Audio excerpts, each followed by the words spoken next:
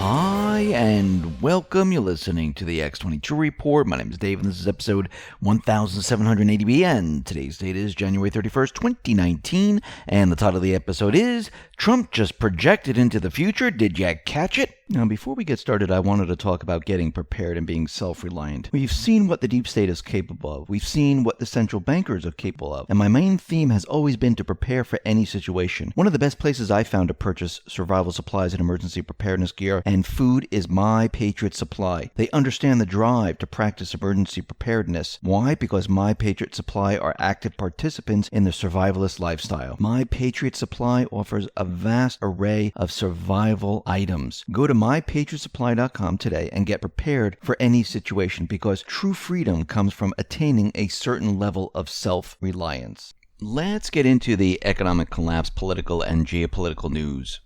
Now, Trump was doing an interview with the Daily Caller, and he was talking about RBG, and he said something very interesting, which he hasn't said in a very long time, since December, where he hopes RBG gets better or well very soon. And it seems to me that he might be projecting right now. And we're going to be talking about that in just a minute. But first, I wanted to start off with Senator Lindsey Graham. He wrote a letter to the FBI Director, Christopher Wray, requesting a briefing on the FBI conduct during the raid and arrest of Roger Stone. And he wrote this letter to the FBI wanting an explanation on why they did this in that way. And he's asking the following questions. Why was it necessary to arrest Mr. Stone at his home in early morning hours rather than working through his attorneys to permit him to surrender voluntarily? Why was the manner of Mr. Stone's arrest consistent with the arrest of and procedures for the arrest of similarly charged individuals? So right now, Lindsey Graham wants some answers. Why was this done this way? Now, it looks like a federal judge in Florida ordered the public release of dozens of documents kept under seal during Buzzfeed's lawsuit over the Steele Dossier. District Court Judge Ursula Ungaro ordered the documents be made public by February 8th. More than 40 records used in the case are listed in the order. Ungaro's decision will shed light into the discovery process during the defamation case, which included depositions with dossier author Christopher Steele and the founders of Fusion GPS, the opposition research firm that hired Steele. So we'll have to wait to see what these documents and what they have in them and what it tells us. So it looks like they're ordered to do this by February 8th. Let's see what Buzzfeed does. Now, it looks like within the Mueller team, there's another investigator that comes under scrutiny right now, and this is Jeannie Rhee. She is a former Justice Department lawyer who joined Special Counsel Robert Mueller's team. She has also previously represented the Clinton Foundation in the past. She was a partner at Wilmer Hale Law Firm. She represented former Obama Security Advisor Ben Rhodes. And we can see right now that she is on the team. Now, you can see there's a conflict of interest here, and there are problems with Mueller's team from the beginning. But, of course, we know this is what they've done, and they've done it on purpose. And they placed certain individuals on his team. And Republican lawmakers, they are putting Mueller and his team under the microscope. House Judiciary Committee Chairman Robert Goodlatte held a hearing with FBI Director Christopher Wray, and he brought up this issue, and they want more information on this. But we know why the deep state did this. We know why they placed Mueller there, to block everything that Trump is trying to do. They knew eventually that Trump was going to order a declassification. They wanted Mueller there so they could block it and say he's interfering with the investigation. But Mueller has his own problems because he's involved in the Uranium One deal. So he's there trying to save himself. Because as we know, he met with Trump beforehand, and we know it wasn't to take on the FBI director position because he wasn't allowed to, because he served too many years in that position. So the question always comes back to, why did he meet with Trump? And I think we know why. Now, Trump, he's going to be nominating 3 judges to the liberal Ninth Circuit Court. And he intends to nominate Daniel Bress, Daniel Collins, Kenneth Lee to the San Francisco Appeals Court, which is going to pose a problem for the deep state operatives that control that court. And you can see what Trump is doing. He is placing individuals in all these different areas to start to take control, one step at a time. Remember, the deep state has been in control for a very long time. Trump has been in office a little over 2 years. But Trump and the Patriots, they are pushing hard, and they are working very, very quickly to put everything in place.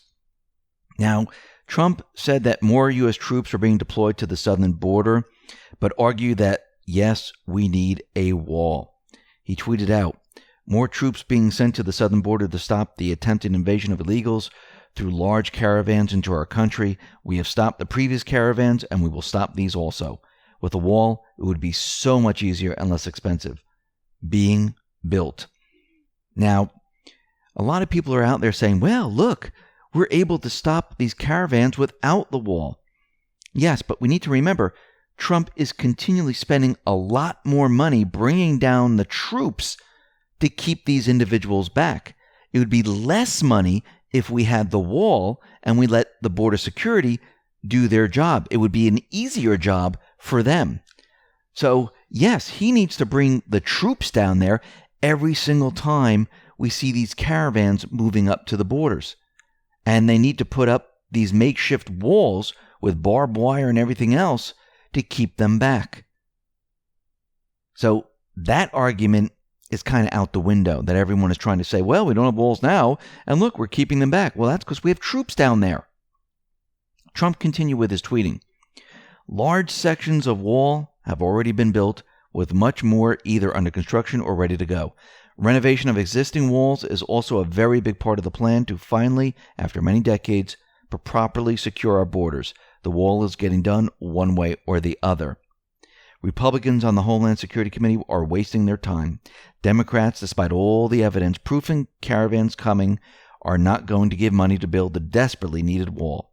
I've got you covered. Wall is already being built. I don't expect much help. Now, the mainstream media and the deep state, they are continually using all these different words for the wall. It's a fence. It's a slotted fence. It's just a makeshift barrier. It's not really this. It's not that.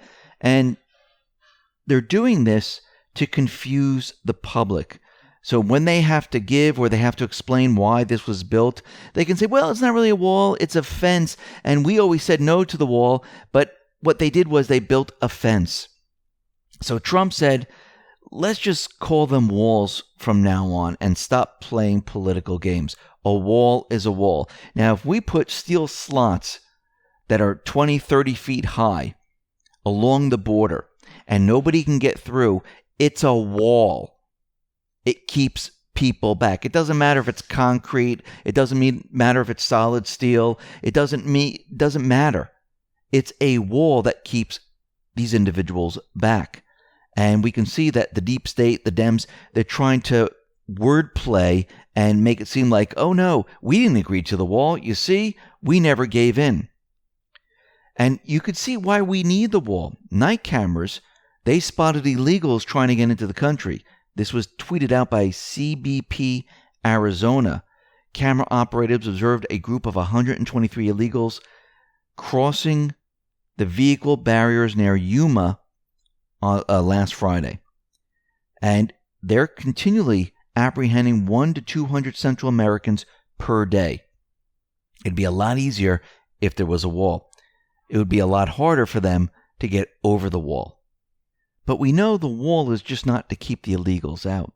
It's to stop the deep state, drug running, human trafficking, and the rest, because we know they use these funds. They make their money by having this all come over the border, and they understand that if a wall is built, guess what? Their funding is cut off, and they know this. Now, the clock is ticking down on the amount of time Congress has left to come up with a deal, and so far, it's not going well. Mark Meadows tweets out, Democrats insisted for a month they were ready to negotiate on border security when government reopened. It's been nearly a week, and we have yet to see even one Dem compromise counteroffer to the multiple proposals from POTUS. This is not a negotiation. One side isn't negotiating. Now, if you've been following me for quite a while, we all understand how the deep state operates. They are like the Sith in Star Wars. They only see black and white. They don't see the gray area. And what they do is you either do it our way or that's it. We've seen it in Syria. We've seen it in Ukraine. We've seen it in Iraq. We've seen it in Lebanon. Why do you think we had wars there? Why do you think we had regime change there? Because they said either you do it this way or that's it. There was no negotiation. So Mark Meadows continues. Amazing. Hardly 24 hours into conference talks, and Speaker Pelosi announces no wall money in a bill. This is a total and open refusal to even negotiate on something fundamental to secure borders. Stop pretending Democrats are negotiating. Democrats aren't even pretending. But we have to remember, Trump really holds all the cards, and Bill Mitchell explains. Speaker Pelosi could have gotten a good deal for Dreamers in exchange for the wall, but no, her pride came first. Actually, her other agenda came first. Trump will get his wall, and Nancy's base will get jack squat. Proud of your great leader now, Democrats? Think about what was offered for the wall. If there is no deal, Pelosi and team will get nothing, and Trump will build the wall. Nancy Pelosi said that there is no money for the wall. She's on a different agenda, and we all know what that is. But we also need to remember something very important. People are starting to wake up, and they're starting to realize that Nancy Pelosi is not even negotiating. She doesn't care about border security. She doesn't care about helping the American person. She doesn't want to give in on any of these offers that Trump is making. And it seems like she doesn't even care about the Dreamers, as they call them. But if she does fold, they're going to use that wordplay where they gave in, but they didn't give in to the wall. They gave in to a fence or some type of barrier to try to save face. But it's not going to work, because what Trump is going to build, he's going to build a wall. He's not going to build a makeshift barrier. He's not going to make a fence that swings open.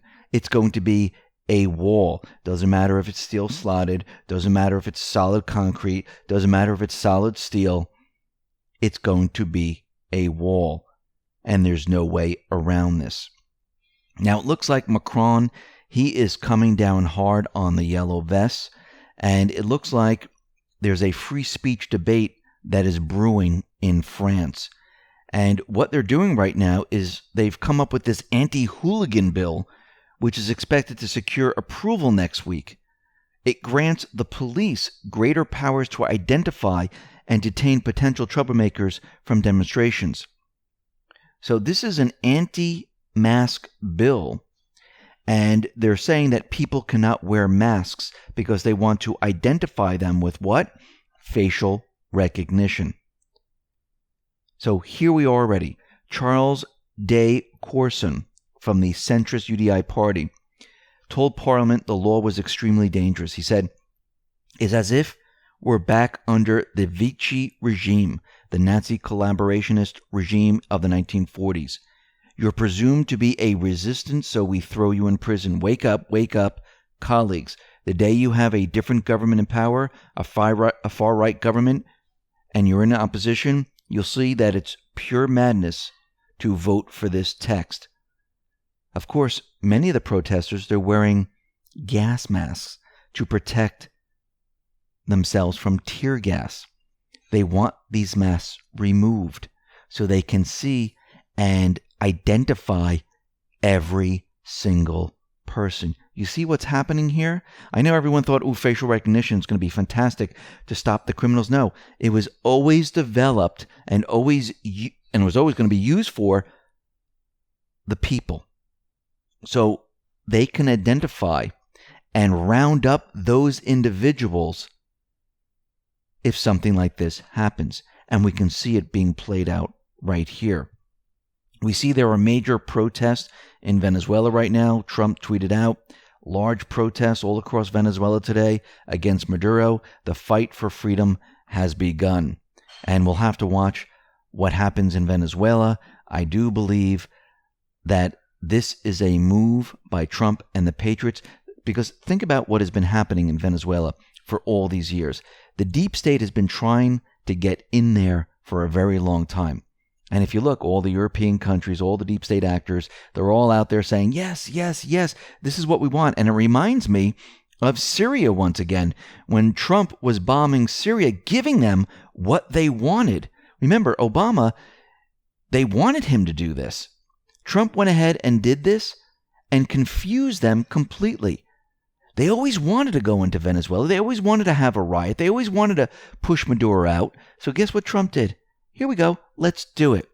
But again, it's not for the reasons everyone thinks. Now, very interestingly, Saudi Arabia, they confirmed there's $100 billion seized in a corruption crackdown. Remember, in Saudi Arabia, there was a coup, and they overtook the deep state operatives.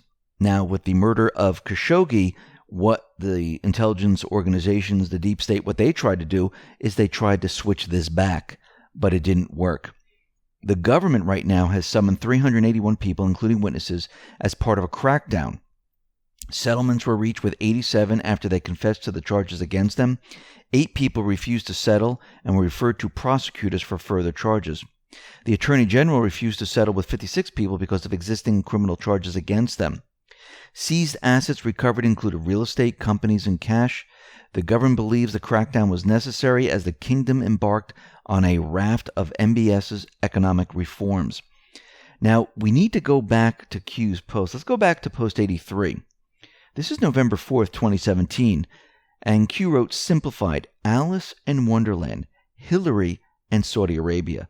References: Hillary Clinton in Wonderland by Lewis Carroll, Saudi Arabia, The Bloody Wonderland. Post 2049, August 31st, 2018.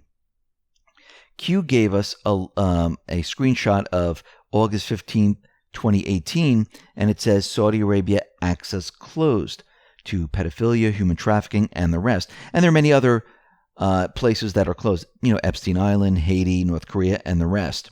So they Q, the Patriots, they shut it all down. And we need to go back in time when the coup was happening. Saudi Arabia, they arrested all their corrupt princes. They even downed a helicopter where corrupt officials were trying to escape. Saudis also cut ties with Hillary. Because remember, this is where everything was happening. It was all shut down. And what they're doing right now is cleanup work.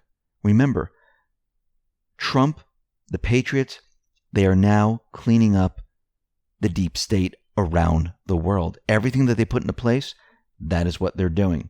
Now, Q has always told us that we're watching a show. And we are definitely watching a show. But we have to remember, this show is scripted and directed by the Patriots.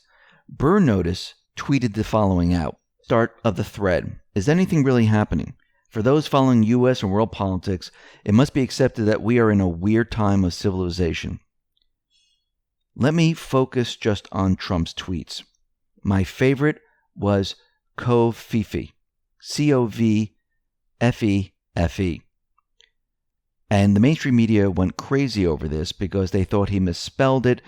And if you read some of the articles, it says, oh, it comes from a Samoan language, and they were trying to make heads and tails of it. And this is what Trump does to troll the mainstream media. But Covfefe is H.R. 2884. It was introduced in the House on 6/12/2017. This is the Communications over Various Feeds Electronically for Engagement Act of 2017. This bill amends provisions governing presidential records, revise the definition of documentary material to include social media, revise the definition of presidential records to include any personal and official social media account, define social media as any form of electronic communication, such as website for social networking and microblogging, through which users create an online community to share information, ideas, personal messages, and other content.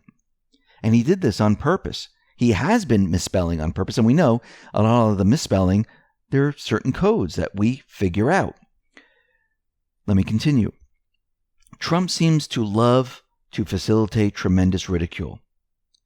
COVFEFE was so brilliant because it preserved every tweet as a presidential record. What is funnier is that Cove Fifi Act of 2017 was moved by the Democrats. Trump has nicknames for every villain: Crooked Hillary, Cryin' Chuck Schumer, Leakin' James Comey, Little Adam Schitt, Pocahontas, Peter Strzok, and his lover. You can add many others if I missed any. Trump has developed a cast that rivals a TV sitcom. To say that nothing is happening is a statement of ignorance. What is happening, however, requires some speculation and hard research. I am very sympathetic to those who still rely on mainstream media to confirm things. This is the Great Awakening, and we are all awake at different times. Trump was very clear going into the election what he was intending to do to those who we call deep state. He is ambiguous and crass now, but he wasn't before he was elected. Now, you need to watch the video that will get him elected. And we've watched that before, and he lays it out. For anyone uncertain about what Trump is all about, the Al Smith dinner speech clarifies everything. This is the greatest, cleverest, and funniest speech ever in the context of a future takedown. Listen carefully to every single word. Must watch. Now, if you want to see this, you can come to the X22 Report, scroll down in this report all the way to the bottom, and look for burn notice number 6, and the link is there. But this is a speech that he gave, and he was calling out the Clintons, the Vatican, and everything else, pretty much telling you what he was going to do back then. Number 7, this is the greatest troll speech ever, let alone by a would-be president. His rhythm and presentation is quality stand-up comedy. Watch it and agree. When crowd boos the email scandal reference, Trump says, "I don't know who they're angrier at, Hillary, you, or I." Number 8, Trump goes on mercilessly. 1226, everyone knows, of course, Hillary's belief that it takes a village, which only makes sense, after all, in places like Haiti, where she has taken a number of them. Abuse, thank you. Trump didn't troll like this to do nothing. Number 9, fast forward to now. Trump said he would appoint a special counsel and take down the deep state. Trump is waking people up. How? He's doing it by exposing blockages. He is calling for people to wake him up to fix the judicial system. This shifts consciousness. There is much confusion. Many are unsure about alliances and loyalties and whether Trump is in control. This lures us into judgment of someone without evidence. Do not fall into this trap. Our authority is to accuse the evidence.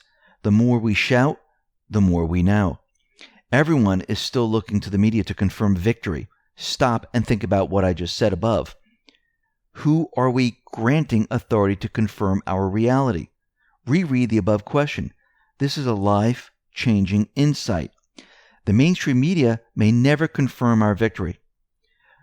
What even defines a victory in this war?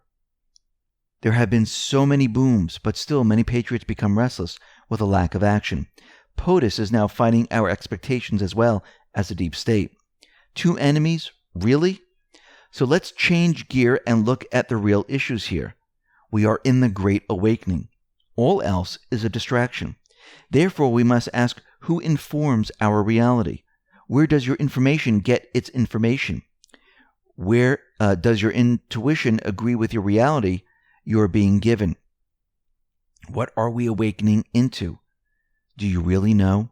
A new realm of right and wrong, a new ruler over us, a political party that better reflects my beliefs, new colors in the rainbow, correct theology.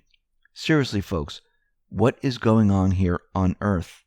And you can see that this entire show is scripted and directed by the patriots. I mean, if you listen to what Burn Notice says, Trump has laid out the cast for us and letting us know what is about to happen. Now, there is so much panic in D.C., and we can see it by the way Brennan is tweeting out. Now, former CIA chief turned Twitter troll John Brennan attacked Trump over the weekend. Trump reacted to Mueller's indictment of Roger Stone and asked what will be done about Comey, Brennan, Clapper, and others for lying to Congress. So this is what Brennan was replying to. If Roger Stone was indicted for lying to Congress, what about lying done by Comey, Brennan, Clapper, Lisa Page, and Lever, Baker, and so many others? What about Hillary to the FBI and her 33,000 deleted emails? What about Lisa and Peter's deleted texts and Weiner's laptop? Much more. So Brennan, he exploded and tweeted out the following. Now, we read this tweet before, but let me just read it again so you can get an idea of where this is all going. Your cabal of unprincipled, unethical, dishonest, and sycophantic cronies is being methodically brought to justice. We all know where this trail leads. If you utter incompetence is not enough to run you out of office, your increasingly obvious political corruption surely will. Then he followed up with this one. Your refusal to accept the unanimous assessment of U.S. intelligence on Iran, North Korea, ISIS, Russia, and so much more shows the extent of your intellectual bankruptcy. All Americans, especially members of Congress, need to understand the danger you pose to our national security. So, as always, Brennan is projecting because he is the one who perjured himself in public testimony about the dossier. And you can see with his emotions running very, very high, he's scared. Now, Paul Sperry, he reported the following, and this is via Real Clear Investigations. In his May 2017 testimony before the intelligence panel, Brennan emphatically denied the dossier factored into the intelligence community's publicly released conclusion last year that Russia meddled in the 2016 election to help Trump chances of victory. Brennan also swore that he did not know who commissioned the anti-Trump research document. Even though senior national security and counterintelligence officials at the Justice Department and FBI knew the previous year that the dossier was funded by the Hillary Clinton campaign, Brennan's fingerprints are all over the Spygate scandal. So Brennan's fingerprints are all over Spygate. Brennan plus GCHQ, Brennan plus Fusion Cell plus Obama briefs, Brennan plus Strzok and ICA, Brennan plus congressional briefings on dossier, Brennan plus Harry Reid pressuring Comey, Brennan plus Nellie Orr, and on and on and on. Brennan is scared. He knows what's coming. And you can see by his tweets, he is in full panic mode. Now, what's very interesting is that there is a call out there, and the call is over Roe versus Wade and abortion. And it seems like Hillary Clinton kicked this all off. Now, we read her tweet once before, but let me read it again. This is January 7th, 2019. Our democracy is broken. House Democrats' first bill, H.R. 1, would help fix it. Call your representative now and ask them to support automatic voter registration, restoring the Voter Rights Act, and lessening the influence of big money in politics. This also led into Hillary going along with Cuomo in New York and pushing abortion rights. This whole thing was kicked off, and that looked like that was the signal. And then since that time, we can see that in Virginia, in Oregon, in New York, which we just mentioned, they're all pushing abortion bills.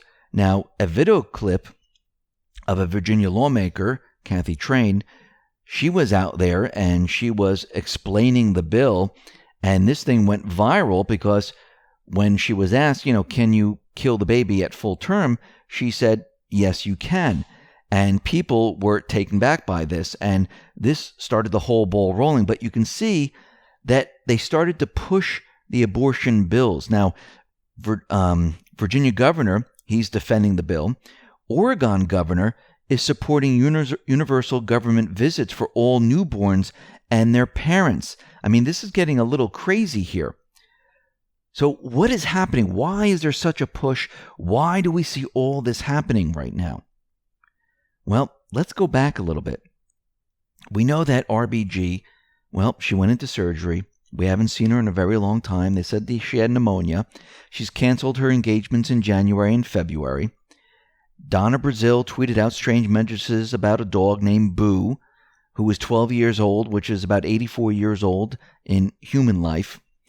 And Trump hasn't tweeted anything about RBG since December 22nd, 2018, where he said, wishing Supreme Court Justice Ruth Bader Ginsburg a full and speedy recovery. But just lately, Trump was being interviewed, and I do believe this was an interview on the Daily Caller, and it went something like this. Trump wished Supreme Court Justice Ruth Bader Ginsburg good health and said it was likely the person he nominates to fill the next vacancy on the court would come from his previously released list. I hope that she's healthy. I hope she's happy. I hope she lives for a long time, Trump said. So he's out there telling everyone that he hopes RBG is healthy, she's happy, and she lives for a long time. But he's also saying that he's going to pick a person to fill her position. And it's most likely going to be from the previous list. Now, this is very interesting. If she's healthy, she's going to live a long time, why is he going to choose someone? He wouldn't have to, would he? That brings us back to post 2671. Q said on January 11th, 2019. And remember that Donna Brazile tweeted out on January 19th, 8 days later, about the dog named Boo. And Q says in post 2671, if a woman is selected as the nominee, does that eliminate the wrap-up smear, re sexual assault? What other tactics might be planned to block and or force name removal? Why is the Senate important? Who controls the Senate? 53 to 47. Enjoy the show. So when you start to put all this together and you read what Trump said, that he wished Supreme Court Justice Ruth Bader Ginsburg good health and said it was likely the person he nominates to fill the next vacancy on the court would come from his previously released list. Back in January 11th, Q has told us that what happens if a woman is selected. His previous list included a woman, Barrett, and she was religious, Catholic, and they started to write smear articles about her. It looks like Trump might be projecting right now, letting us know what is about to happen. We'll have to see how this all plays out. Listen, everyone, thanks a lot for listening. Be well, be safe, and especially be prepared. Thanks a lot.